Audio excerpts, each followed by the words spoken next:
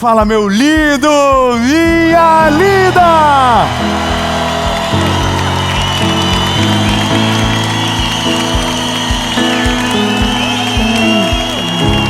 Ninguém tá cansado, todo mundo animado. Ei, pode vir, manda a mensagem. Ninguém tá cansado, todo mundo animado. O que Deus está falando. Pode parar de cantar, começa a pregar, não inventa moda. Me chama pra batalha de rima que eu vou. Ei, irmão, Provérbios 21:5. Amém. Estamos gravando. É que quase 11 horas. O povo aqui de Curitiba é sinistro. Tem que respeitar Curitiba. Oh, meu Deus. Ei, lindo. A próxima cidade vai ser Joinville. Orem por Joinville para que haja o mesmo ânimo que repousa sobre Curitiba. Ei, lindo, vamos começar aqui. Recado importante. Primeiro, curte o vídeo. Curte o vídeo, comenta, compartilha, ativa o sininho.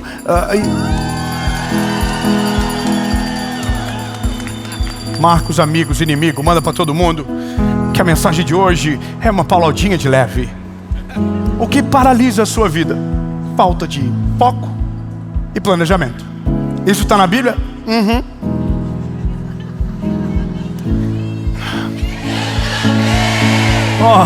Entra na nossa comunidade do WhatsApp. É só você clicar no link que está aí embaixo. Eu estou ansioso de pregar essa mensagem logo. Entra no grupo, que eu podia falar. Entra no grupo, top. Toda segunda-feira tem mensagem. Quinta, mentoria de vida. E no SBT, de segunda a sexta, 7h30 da manhã. E bora pra mensagem logo.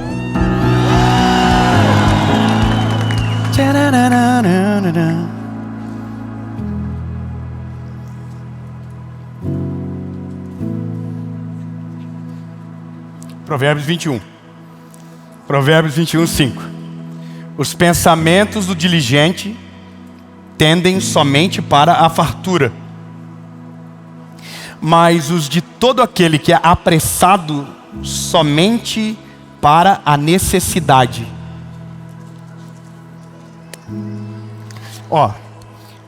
O apressado já diria, come cru. Mas tem gente que faz as coisas apressadas, dizendo que Deus mandou. E depois eu que sou o culpado. Porque você falou que eu ia viver. Falei, mas não falei quando.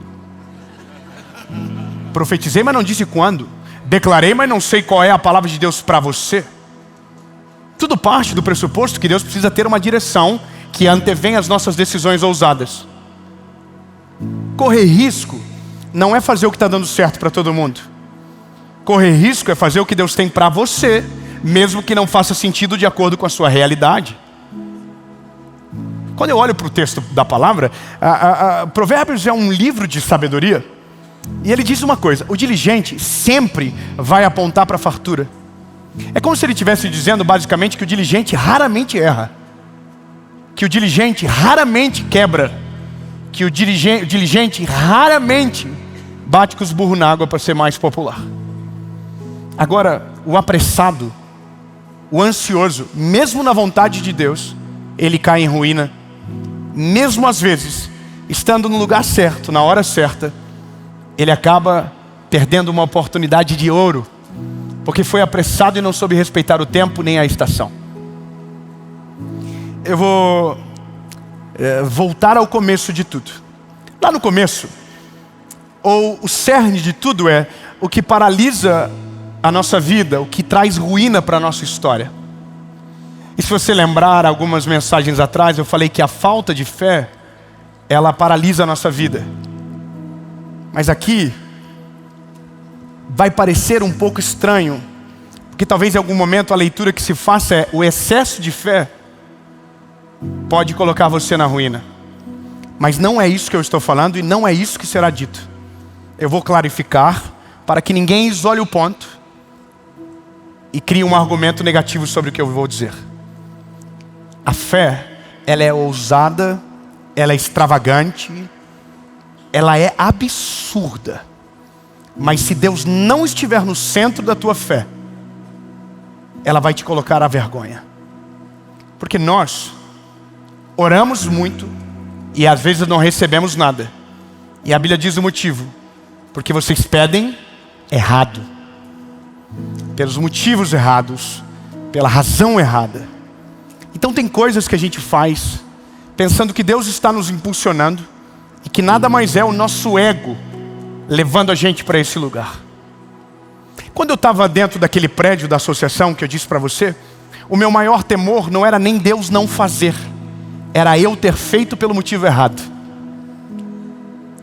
Meu maior temor não era Deus não trazer o recurso, era eu ter ido para um lugar aonde o meu ego me levou e não a direção de Deus. O pesar da vida de alguém que se lança ao abismo é se lançar num abismo onde Deus não vai colocar a mão, porque Ele não estava te mandando para aquele lugar. É entrar numa tempestade aonde Ele não vai entrar com você. É caminhar por cima das águas de um lugar aonde Ele não te chamou para cima das águas. Por isso que a diligência é o que prescreve o plano perfeito. Quem é diligente tem a palavra, mas gera o combustível na oração e no jejum.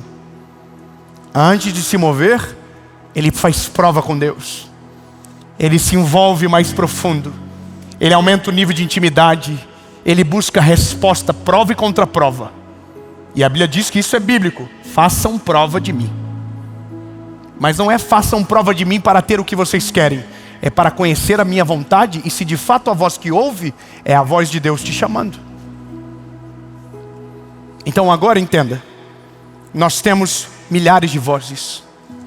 E vozes positivas são maravilhosas. Mas nem sempre o caminho que é bom para todos é bom para nós. A diligência prescreve temor em tomar decisões. E eu vou te dizer como isso funciona na prática. Quando Deus aparece, quando Deus fala, quando Deus usa um profeta, quando Deus usa sonhos. Essa mensagem, não é que ela não venha completa, mas ela normalmente te aponta o destino, mas nunca te prepara para o processo. Ela diz aonde chega, mas não diz como vai. E o como vai é a prescrição do diligente. É aquele que olha de longe o inimigo e procura as armas certas para não entrar no campo de batalha e ser envergonhado. Mesmo que você tenha certeza que Deus está com você. Não faz sentido te faltar pedras na aljava, nem flechas com você. Me interessa muito a história de Davi, por exemplo. Davi olha o gigante Golias e ele a acertou com uma pedra, mas com ele haviam 5 pedras. O diligente sempre está preparado para os revés da vida. Ele sempre está preparado para viver um novo nível. Mas se a escada não avançar o degrau, ele já está preparado para que, se aquilo aconteça, não acabe com ele. Eu vou de verdade explicar melhor isso aqui, eu vou tentar. Todas as coisas que Deus promete, cumpre, e Ele é fiel para isso, exigem desafios da nossa parte. Primeiro, escolhas radicais. Abrir mão de algumas coisas é isso às vezes, o pressuposto.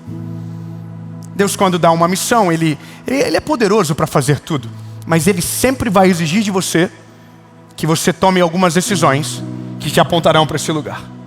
E a diligência que você desenvolve vai fazer com que você tome decisões certas na direção que você precisa apontar. Mas às vezes, a diligência vai ser contra-lógica e contra-intuitivo. No seguinte que você vai ter que tomar decisões que todo mundo vai dizer que está errado. Mas porque você foi diligente, fez prova com Deus, orou primeiro, jejuou primeiro, e houve paz no teu coração. E o árbitro do teu coração é a paz, você vai fazer.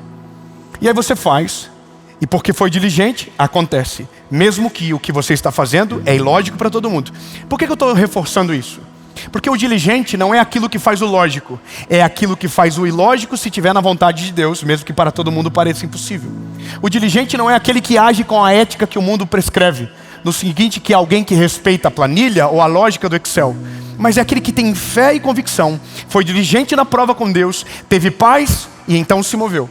E aí viveu o milagre. Por que eu estou falando tudo isso para você?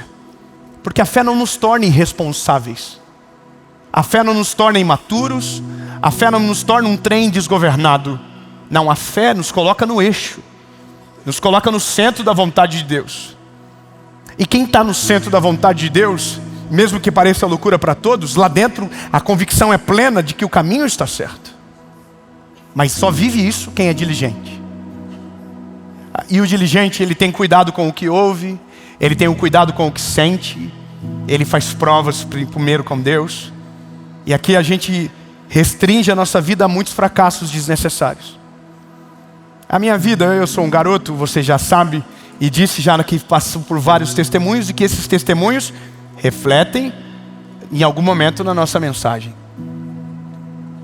Mas em algum momento a gente fica descoberto nas nossas emoções e pensa que agiu de maneira equivocada porque teve fé demais. Isso é normal do ser humano.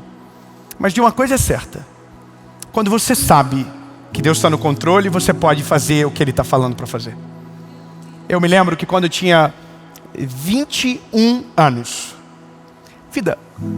26, quando o João foi nascer, 26? 27. O João nasceu, eu fiz 27. Ou não, fiz 28. Tu tinha 27. Então eu tinha 28. Por quê? Vamos discutir agora. Quando meu filho estava prestes a nascer, a gente recebeu uma palavra sobre o futuro dele. E no dia que nós recebemos essa palavra, a gente ignorou ela, porque era totalmente contra o nosso planejamento. Eu vou ser bem superficial para não demorar tempo, mas a gente foi totalmente contra essa palavra, totalmente contra. A gente olhou um para o outro e falou: não tem sentido, isso aí a gente não tem condição, não tem como, não tem como. E a vida seguiu, a gestação seguiu. 2 meses, 3 meses, 4 meses. Na época, eu trabalhava numa emissora de rádio na minha cidade, eu era radialista. Eu trabalhei 7 anos com rádio. 4 anos como voluntário, 3 anos como contratado. E eu amava a rádio. Amava, era apaixonado pela rádio. Mas sabe aquela irmã do ciclo de oração que ora mais do que deveria? Que ouve Deus mais do que todo mundo? Uma dessas velhinhas um dia me encontrou na beira do caminho e disse: um dia, o que você ama fazer agora será apenas o teu hobby, porque você não vai continuar. Só que eu amava aquilo. E eu sonhei tanto com aquilo, eu me esforcei tanto. Eu era voluntário dessa emissora e eu não ganhava 1 centavo. E eu tinha um programa que era perto da meia-noite. Eu nunca faltei um programa. Eu chegava cedo. Tinha uma época que não haviam me dado a chave da rádio. Eu ia para a porta da rádio sem chave. E às vezes a pessoa esquecia, mas eu ficava lá durante o programa inteiro, sentado na porta do portão da rádio. E eu não desistia, porque eu amava aquilo. E aí eu preguei na rádio muito tempo, fazia apelo na rádio. Eu amava aquilo. E lembra da palavra do começo? Você não vai permanecer. Um dia vai ser só um hobby. A vida vai dando as voltas, vai seguindo o curso. Eu recebo a palavra sobre o futuro do meu filho, só que é sobre o meu filho, a princípio aparentemente não é sobre mim. E eu recuso a palavra, ignoro ela e sigo vivendo. Até um dia, que a gente está dentro do carro. E eu ouço uma voz. E aqui tem gente que fica bravo porque não ouve, o problema é seu. Cada um Deus fala de um jeito, se revela de uma maneira singular. Não significa que é assim comigo, vai ser com você, mas comigo foi assim e eu não tenho o que fazer. Eu ouvi uma voz e a voz disse: não desobedeça. Sabe, claro, o teu filho tem que nascer lá. Eu recebi a palavra, estava tudo certo. Eu olho para minha esposa e digo: amor, Deus falou comigo. Vai ter que ser desse jeito que a gente ouviu. Diligência. Vamos fazer prova com Deus. Eu ouvi, poxa, suficiente. Não, provas com Deus.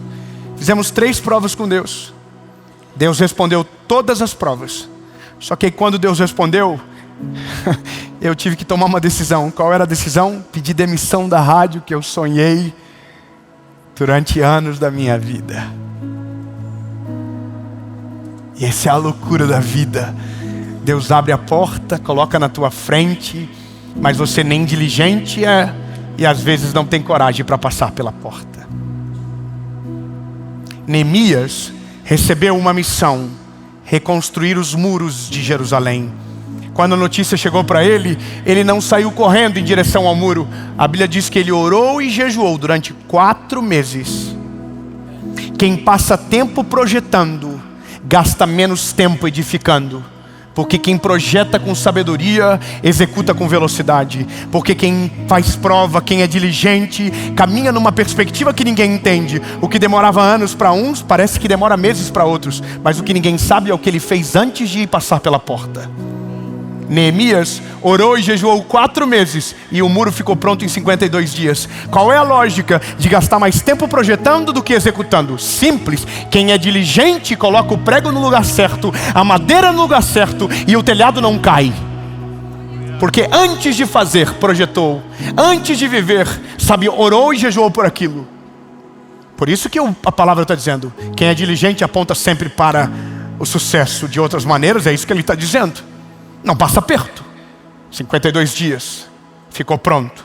Mas 4 meses da história que ninguém viu. Neemias dobrando o joelho, provavelmente dizendo, Deus não me desampara. Deus manda as pessoas certas. Deus manda as pessoas certas. Deus, fortaleça a minha alma. Fortaleça o meu espírito. Porque quando eu estiver executando, Sambalat e Tobias vão aparecer e vão dizer que não vai ficar pronto. Mas Deus, eu preciso de força. Para que quando Sambalat e Tobias se levantar, eu não pare de edificar o muro que você colocou para mim fazer.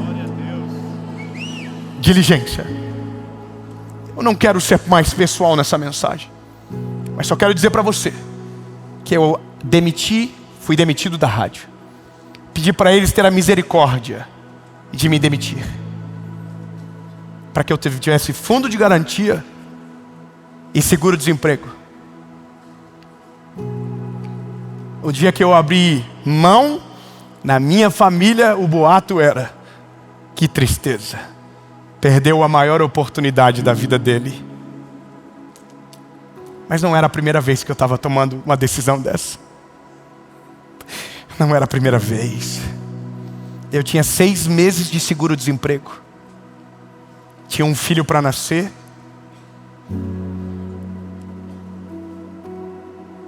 E agora não tinha mais para onde voltar. Lembra, amor? Alugamos um apartamento. Não tinha quase nada de móveis dentro. E lá foi a gente para ver o João nascer. Ganhamos tudo, ganhamos o quarto da criança, ganhamos tudo lá. Dom nasceu, mas durante 3 ou 4 meses eu dizia para Paula, eu sinto o cheiro de uma coisa nova. Deus vai fazer alguma coisa, não é possível. E eu vou falar, eu estou sentindo isso agora. Eu estou sentindo isso agora. E quando eu começo a sentir isso, a vida fica perigosa. Mas meu filho nasce, eu não tenho para onde voltar, não tenho mais nada para fazer. Mas tinha sobre mim uma palavra. Lá da onde eu estava, eu desço na sala de uma família, vejo um vídeo na televisão e era o ministério Cristo Vivo cantando um louvor. E o Espírito Santo falou comigo, prega uma mensagem, como se estivesse gravando um clipe.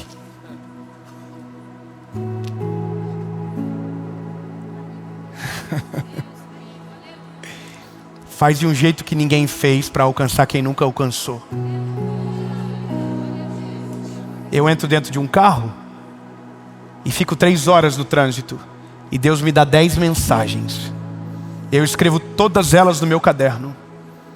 Volto para dentro da casa onde a minha esposa estava com o João e digo, amor, Deus me deu algo que está diferente. Pego o telefone e ligo para o Nicolas, que está aqui gravando, e digo, Nick, estou voltando e preciso gravar um projeto. E o Nick falou, vamos gravar. Quanto, Nick? Lembra do valor, R$1.800. Parabéns, Nick. Tinha som e vídeo. Hoje não dá para pagar nem a viagem deles mais. E eu digo, Nick, vamos gravar. Ligo para o Maicon, outro amigo, e digo, Maicon, eu preciso de um lugar para gravar. Você não empresta o topo do teu restaurante? Empresto, claro, pode usar. Chegamos lá no dia para gravar, não tinha cadeira para todo mundo. E eram só 32 pessoas. As pessoas sentaram no chão e eu vi um banquinho que estava no caixa. Disse, posso sentar no banquinho para pregar? Sentei no banquinho. E naquele dia, eu pensei que estava dando tudo errado. A ponto que na primeira gravação eu disse, talvez poucas pessoas vão ver, mas porque foi Deus que mandou, terá o maior resultado. Preguei a primeira série. A série se chama Direção. Olha que profético. Deus estava mudando toda a direção da nossa vida. Eu gravei a primeira mensagem, postei, acordei, a vida estava normal.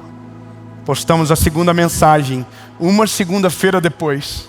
Dormimos, quando a gente acordou, nosso telefone estava travado de mensagem.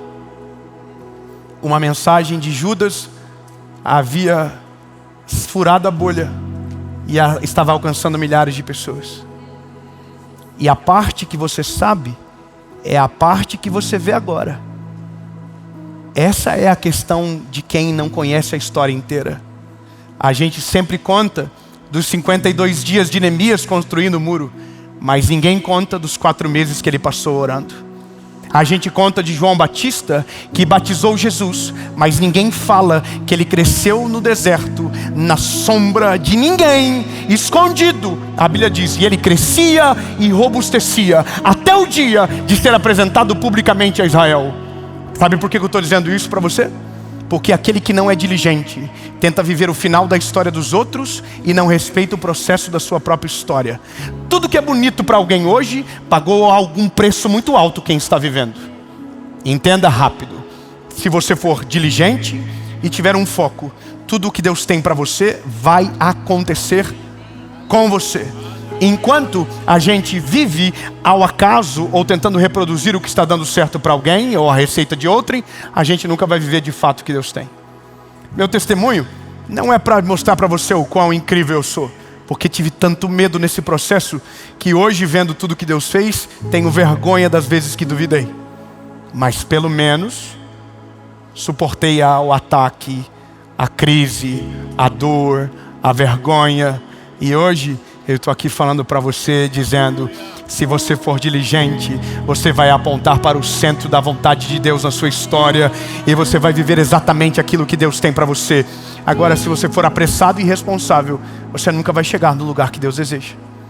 E é muito simples terminar essa mensagem. Sabe, a gente precisa urgentemente descobrir o que Deus tem para nós. A gente precisa disso. A gente precisa de uma razão, de um propósito, de um fogo que consome a gente, de dentro para fora. A gente precisa amar a nossa vida. E quando eu digo amar a nossa vida, não é aquilo que é contra o que o texto diz que é aquele que amar. Não. É sobre, sabe, se encontrar na terra. Desejar o bem. Fazer as coisas para a glória de Deus de fato. E se encontrar no caminho.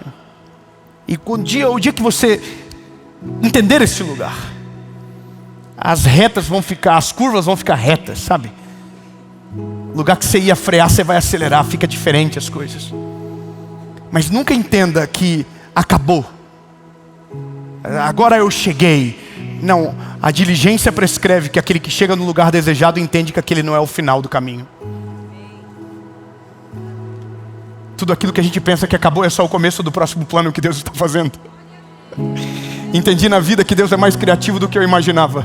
Todas as vezes que eu pensei que não tinha mais nada de bom para acontecer, Deus veio e pá, tem mais. Dá para ir mais longe.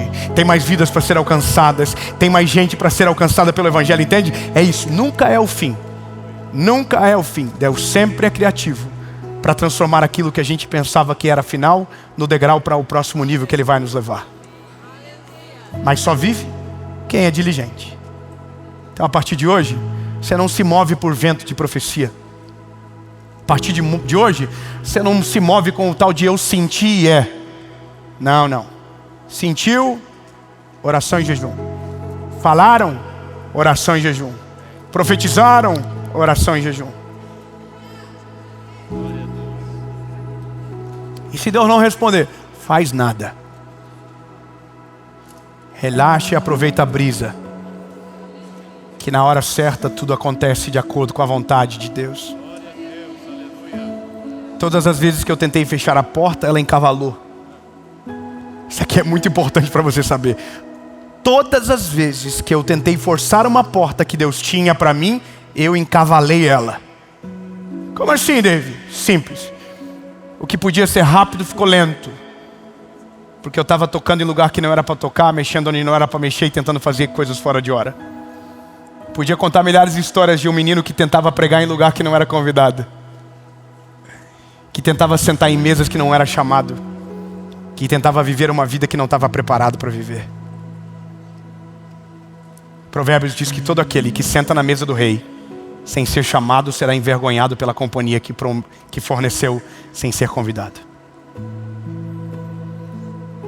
Que Deus nos guarde para viver o futuro que Ele tem para nós. Que Deus te proteja das suas próprias vozes dentro de você. Que Deus te livre de tomar decisões equivocadas pensando que Deus está te chamando. Porque quando Ele te chamar, você tem que ter certeza que é a voz dele que está te chamando. E se você tiver certeza, pule de cabeça. Coloque o pé que ele vai colocar o chão. Se lance sem que haja nenhum pensamento sobre o amanhã. Que o Senhor vai honrar o seu caminho, a sua trajetória, e Ele fará. Mas lembre-se, prudência, diligência, guarda você de um futuro fracassado. Porque talvez, se der errado, você vai colocar a culpa em Deus. E essa grande maioria das vezes é o que a gente faz. Mas era só você com pressa, abrindo um forno de algo que ainda não estava pronto. Amém?